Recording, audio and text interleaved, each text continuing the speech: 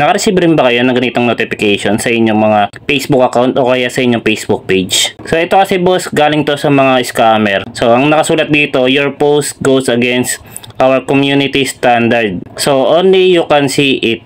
So pag pinindot mo yan mga boss, ito yung makikita mo. Pagkatapos meron ditong link na nakalagay, wag na wag po ninyo yung pipindutin kasi isa po yung phishing link.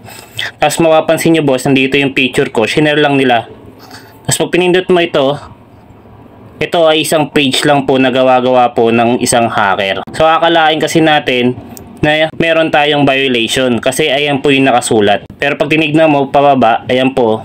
Sa lahat po ng mga content creator po, yung mga yan, wag na wag po kayong maniniwala. So target po tayo ng mga hacker na yan. So gumagawa sila ng mga paraan para po ma-hack po yung ating mga Facebook account para po sila yung kumuha ng ating mga sahod. So sana po maging aware po tayo sa mga ganito. Share ko ito for awareness po. So sana po makatulong sa inyo. Maraming salamat mga boss.